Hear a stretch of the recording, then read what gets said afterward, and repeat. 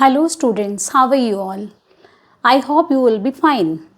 Welcome back to my channel English with Seema Miglani. I am back with class 11 chapter number 2, that is We Are Not Afraid to Die If We Can All Be Together. This is a chapter, this is a story in the textbook Hornbill. This is chapter number 2. So this chapter is basically written by two writers together, that is the collaborative work of Gordon Cook and Ellen Est.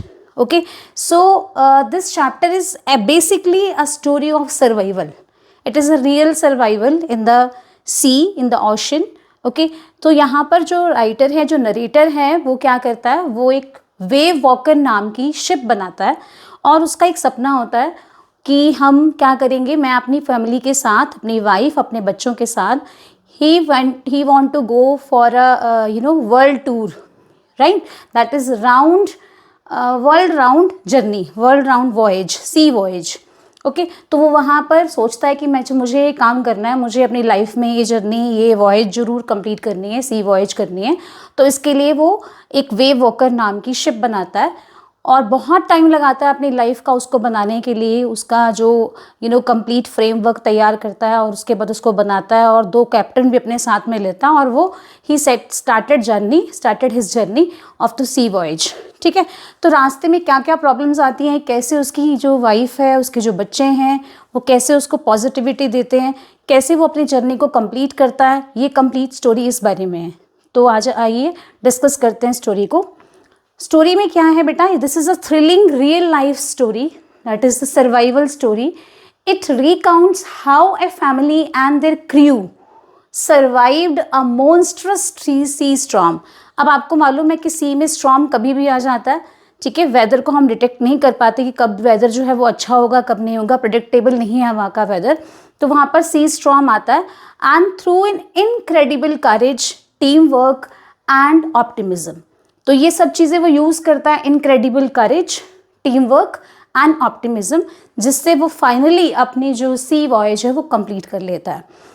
अब देखो इस story में क्या है, plot summary जान लेते हैं. तो first point is the voyage begin. कहाँ से उसकी जो सी वॉयज है वो स्टार्ट होती है.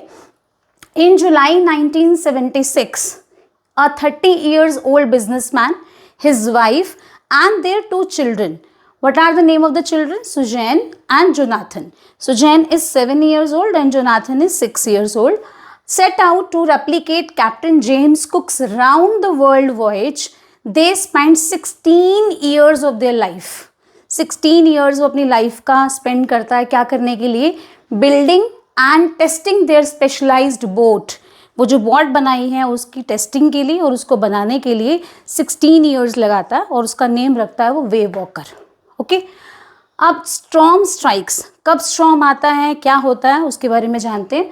After safely crossing the first leg to the Cape Town, they entered the treacherous southern Indian Ocean. अब वो सर्दर्न इंडियन ओशन में जैसे ही एंटर करते हैं, on 2 January a massive towering wave struck their boat, causing severe structural damage and flooding. तो उनकी जो boat है उसका स्ट्रक्चर जो है वो डैमेज हो जाता है और उसमें फ्लड आ जाती है, उसमें बहुत सारा पानी भर जाता है. फिर क्या होता है, स्ट्रगल स्टार्ट होता है उनकी लाइफ का. अब क्या स्ट्रगल होता है, the narrator and his crew fought desperately to pump water out. तो वो सारा जो पानी जो बोट में भर गया है उसको पंप आउट करते हैं, उसको बाहर निकालते हैं. Repair the ship shattered decks, जितने भी डेक्स उसके जो हैं वो शैटर्ड हो गए हैं, टूट गए हैं, उनको रिपेयर करते हैं. And keep the wave walker afloat for days.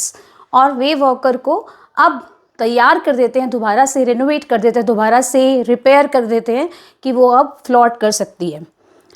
तभी क्या होता है, अ हार्ट वार्मिंग एनकाउंटर. अभी एक एनकाउंटर होगा उनके साथ, क्या होने वाला है. Exhausted and injured the narrator went to check on his children.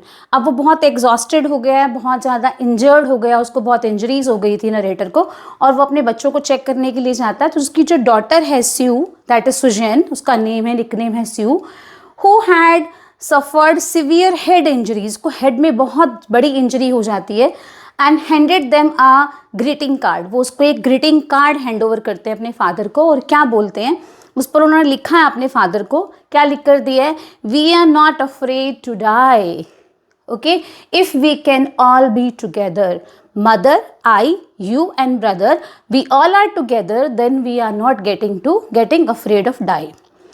What is the salvation? Their bravery motivated the father to steer the battered ship. जो भी उनकी शिप है वो इतनी ज़्यादा बैटर्ड हो गई है, टूटी फूटी हालत में हो गई है कि उसके बाद भी उनके अंदर एक ब्रेवरी आ जाती है और वो मोटिवेशन आ जाती है कि वो अपनी उस बोट को लेकर आगे की तरफ बढ़ते हैं। With a stroke of luck and astronomical calculations, कुछ एस्ट्रोनॉमिकल कैलकुलेशंस करते हैं, कुछ एक वेव ऑफ लक उनके पास आती है। दे मिराकुलसली स्पॉटेड, क्या देख लेते हैं वो, एमसड्रम नाम का एक उनको अपने सामने एक आइलैंड दिखाई देता है और वो वहाँ पर पहुँच जाते हैं। That is a tiny volcanic island and reach safely on 6 जनवरी। 6 जनवरी को वहाँ पर सेफली लैंडेड कर जाते हैं। ठीक है, अब इस चैप्टर में क्या इसकी की पॉइंट्स हैं, क्या इसके की थीम्स हैं वो देख लेते हैं। इसका पहला की थीम है करेज एंड रेजिलियंस। देखो इसमें नरेटर की, उसके फैमिली मेम्बर्स की, उनके जो कैप्टन थे, क्रू कैप्टन्स थे, उनकी सबकी क्या थी, एक करेज थी, एक पॉजिटिविटी थी उनके अंदर एक रेजिलियंस था कि लगातार वो अपने काम को करते रहे। दे डिडंट थिंक कि दिस इज़ आवर लक, अगर हम डूब रहे हैं तो हम अपने आप को डूबने देते हैं। They were not thinking like this way, they were very positive, they were very courageous. तो इसीलिए इसका सबसे मेन की थीम क्या है, करेज एंड रेजिलियंस। ओके, उनका जो लगातार कंटिन्यूस वर्क था वो उनको हमेशा सक्सेस की तरफ लेकर गया है। सेकेंड पॉइंट है यूनिटी। यूनिटी किसकी थी, देखो यूनिटी थी फैमिली मेम्बर्स की बॉन्ड की, उनका जो सेल्फलेस लव था उसकी वजह से फादर जो उनके अंदर मोटिवेशन आती है और वो क्या करता है, इतनी इंजरीज होने के बावजूद भी वो क्या करता है, अपने शिप को दोबारा से चलाता है, दोबारा से सेल करता है और फिर वो अपने उस पर पहुंच जाते हैं अपनी मंजिल पर। Next is optimism, that is very very important. Optimism एक ऐसी की है जिससे हम अपनी लाइफ में कुछ भी अचीव कर सकते हैं। अगर हम ऑप्टिमिज्म की जगह पेसिमिज्म हो जाएं तो शायद बनता हुआ काम भी बिगड़ जाता है। तो यही इस चैप्टर के अंदर मेन की थीम है यहाँ की, ऑप्टिमिज्म, जिसकी वजह से वो अपनी सी वॉयज को कंप्लीट कर पाए और दे वर ऑल सेफ। इतने बड़े स्टॉर्म के बाद भी उनकी जो बोट है वो टूट गई थी लेकिन फिर भी वो अपने आप को सेव कर पाए। इसीलिए that is optimism is very very important और ये बहुत अच्छी की थीम है इस चैप्टर की। We are not afraid to die if we can all be together. So this chapter was dealing with that thrilling and positive story that gives us all of us the motivation to lead through the life whether any of the difficulty comes in life। ठीक है, तो इसके भी हम करेंगे next video में इसके reference to the context जो आपके एग्जाम्स पर्पज़ के लिए बहुत इंपॉर्टेंट होंगे।